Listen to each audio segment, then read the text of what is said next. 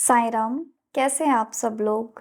तो ये साल का सबसे लास्ट मंथ है, तो मैं उम्मीद करती हूँ कि बाबा को जो ये हमारा लास्ट मंथ है, हम इतना ज़्यादा शुक्राना दें साईं बाबा को कि हमारी आने वाली ज़िंदगी का हर साल बाबा की ओर से हमारी लाइफ में साईं बाबा जी विभूति आशीर्वाद बन जाए। तो आज इस अनुभव में मैं आप सबके सामने शेयर करना चाहती हूँ कि किस तरह से साईं बाबा मेरी ज़िंदगी में आए। कैसे मेरा बॉन्ड साईं बाबा जी के साथ स्ट्रॉन्ग हुआ। तो ये 2019 की बात है जब मेरी ज़िंदगी में बहुत ज़्यादा क्राइसिस चल रहे थे।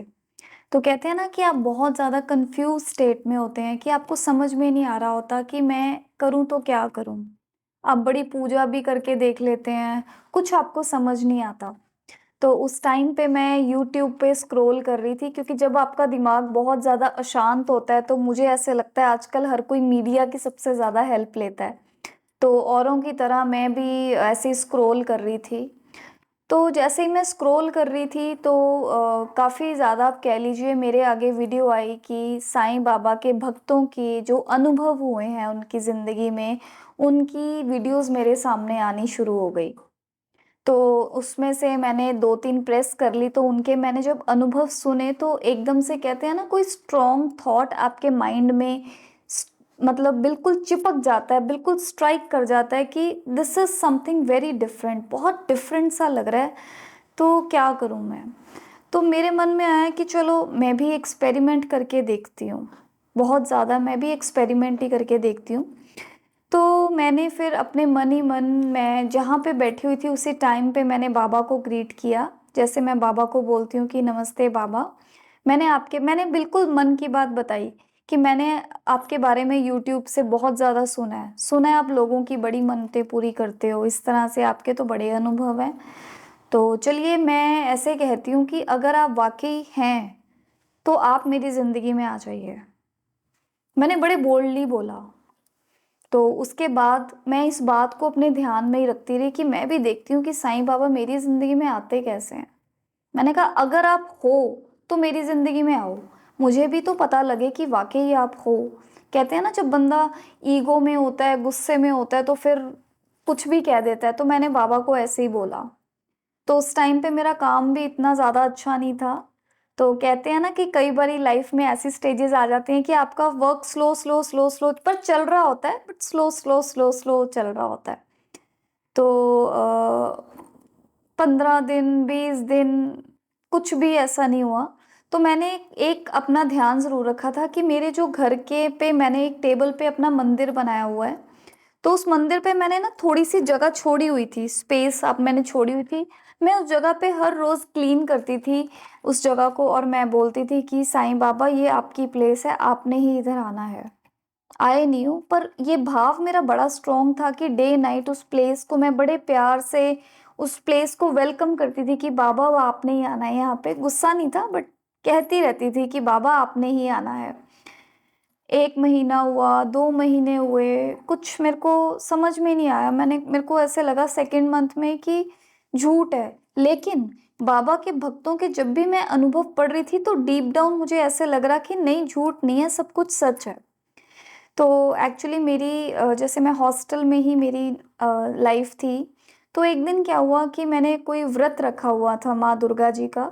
तो जैसे ही मैंने व्रत रखा हुआ था तो मैंने जो प्रसाद बाँटा था, प्रसाद बनाया था, तो मुझे था कि मैं जो हमारे किचन में खाना बनाते थे तो मुझे था कि मैं उनको प्रसाद दे के आऊँ। तो जैसे ही मैं उनके रूम में मैंने एंटर किया, उन दोनों के रूम में एंटर किया तो मैंने उनको प्रसाद ऑफ़र किया। तो वहाँ पे मुझे साईं बाबा जी की मूर्ति दिखी। बहुत बहुत ही सुंदर मेरे को लगा कि बाबा की मूर्ति वहाँ पे पड़ी है। तो जैसे ही मैं उन्हें प्रसाद दे रही थी तो मेरा ध्यान वहाँ पे चला गया और मैंने कहा बाबा मैं तो आपका वेट कर रही हूँ, आपने ना मेरे पास ही आना है। देख लो मैंने घर के मंदिर में भी जगह ना साफ करके रखी है। मन ही मन मेरी ना वो कॉन्वर्सेशन चल रही थी जब मैं उन्हें प्रसाद खिला रही थी। तो जो बाबा की वो मूर्ति थी ना उस पे बहुत ज़्यादा जाले लगे हुए थे, मिट्टी इतनी ज़्यादा लगी हुई थी, पर मेरी अट्रैक्शन बाबा की ओर बहुत ही ज़्यादा स्ट्रॉन्ग हो गई थी। और मैं जैसे उनको प्रसाद देके मैं अपने रूम में आई, पर मन विचलित हो ही जाए कि मैं बाबा आपको तो अपने कमरे में आने के लिए बुला रही हूँ और आप किसी और के कमरे में बैठे हुए हो। तो मन इतना विचलित हुआ कि मैं दोबारा उस कमरे में गई, तो मैंने एक साफ-सा कपड़ा लिया और मैंने साईं बाबा की जो मूर्ति के आस-पास इतनी मिट्टी वगैरह थी, तो वो मैंने क्लीन कर दी। और इस तरह से वो लड़के बैठे हुए थे, तो वो मुझे देख रहे थे कि ये क्या कर रहे हैं। तो फिर उसके बाद मैंने उनसे पूछा, मैंने कहा कि ये बाबा की जो मूर्ति है, तो ये किसकी है? उन्होंने मुझे जवाब दिया, इसे कोई छोड़ गया है, हमारे ये किसी काम की नहीं है। जब उन्होंने ये बात बोली, मैंने उसी टाइम पे बाबा की मूर्ति को उठाया और कहते हैं ना कि जब आपको बड़ी पायस सी चीज़ मिलती है, तो मैंने एक साफ-सा मैंने एक हैंकी सा रखा हुआ था, बाबा को गोदी में अपनी रखा और फिर उनके लिए जैसे ठंड थी ना, ठंड के टाइम पे आए थे, तो थोड़ा-सा पानी कोसा करके बाबा को उसमें नहलाया बाबा को और अच्छे से, और फिर मैं बाबा को अपने मंदिर में लेके आई। देखिए, मैं कह रही थी कि बाबा अगर आप हैं तो आप मेरी ज़िंदगी में मुझे दिखाइए।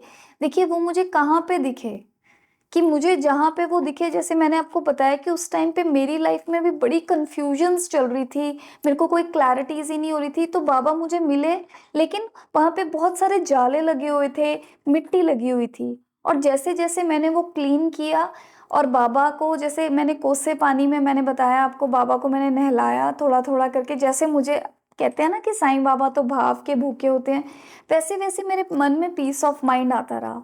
और आज तक, आज 2022 के एंड हो रहा है, वो स्वरूप आज भी मेरे पास है। आइए मैं आपको उसके दर्शन कराती हूँ। वो ये हैं हमारे साईं बाबा जी, देखिए। ये मुझे इस रूप में मिले हैं। और आज देखिए, जैसे सर्दी है तो मैं इस तरह बाबा को अपने पास रखती हूँ, ये सिमरन की माला और साईं बाबा, बस इनके साथ ही फिर मेरा स्वरूप था। जैसे ये मेरे रूम में आए, फिर मैंने गुड़ रखा, बाबा की हिस्ट्री में पढ़ा, जैसे बाबा को पोहा बहुत ज़्यादा पसंद है, कहते हैं ना कि साईं बाबा को खिचड़ी बहुत ज़्यादा पसंद है, तो फिर हर रोज़ थोड़ा-थोड़ा बना के, तो फिर बाबा को भोग लगाना शुरू किया। फिर बाबा की आरती, जो 4 टाइम की आरती होती है, उसमें बैठना शुरू किया। तो इस तरह से मेरा जो मेरे साईं बाबा हैं, उनके साथ मेरा कनेक्शन जुड़ता रहा। अब जैसे-जैसे इनके साथ मेरा कनेक्शन जुड़ता रहा, जो मेरा ध्यान था, मेरी डिफ़िकल्टीज़ की ओर, मेरी चैलेंज, वो कम होता गया। क्योंकि इन्होंने अपने प्यार की शक्ति इतनी ज़्यादा मेरी तरफ बढ़ा दी कि मेरे को अपने वो चैलेंजेस भी पीसफुल होने शुरू हो गए, और कहते हैं ना, आपका रास्ता साफ होना शुरू हो गया। और जो मेरी चैलेंजिंग सिचुएशन थी, उसका मुझे आंसर भी मिला। देखिए, पहले मुझे बाबा इस रूप में मिले, फिर उसके बाद जब मैं साईं बाबा जी के यहाँ हम्बड़ा रोड पे जो मंदिर है वहाँ पे गई, वहाँ पे मुझे बाबा इस रूप में मिले। इसका मैंने वीडियो बनाया है और आप सब देखते ही होंगे। और इसका क्या वीडियो है, इसमें देखिए, जैसे मैं रोज़ अपना साईं बाबा जी का जाप हर रोज़ लिखती हूँ, देखिए। तो कहते हैं ना, बाबा ने आपको किस फॉर्म में मिलना है, अब उसके बारे में आप कह ही नहीं सकते। अब जैसे मेरे जो बहुत ज़्यादा लव्ड वन्स हैं, जिन्हें मैं बहुत ज़्यादा प्यार करती हूँ, उन्हें मुझे सबसे ज़्यादा अच्छा अनमोल तोहफ़ा देना क्या अच्छा लगता है? मैं पता है क्या करती हूँ? मैं ये सिमरन की कॉपी पूरी फ़िल कर लेती हूँ और फिर मैं उनको जाके तोहफ़ा दे के आती हूँ और उनको बोलती हूँ कि आप इस पेज के ऊपर अपनी कोई भी विश लिख लीजिए, बाबा का आशीर्वाद आपके पास है, आप अपनी विश साईं बाबा को ज़रूर बताएँ, अपने मंदिर में रखें और देखें बाबा का चमत्कार।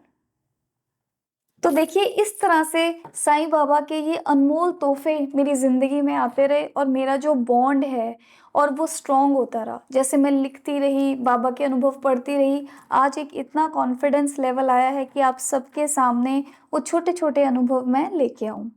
तो मैं उम्मीद करती हूँ कि आप सबके साथ भी बाबा ने इस तरह से ही लीला दिखाई होगी। अपनी मेडिटेशन और अपना नाम जाप साईं बाबा जी का हमेशा अपने साथ रखें। यही अनमोल तोहफ़ा है जो बाबा ने हमें दिया है, और इसी तोहफ़े का हमें बहुत ही ज़्यादा नमन, रिस्पेक्ट और शेयर करना है। शुक्रिया। Thank you.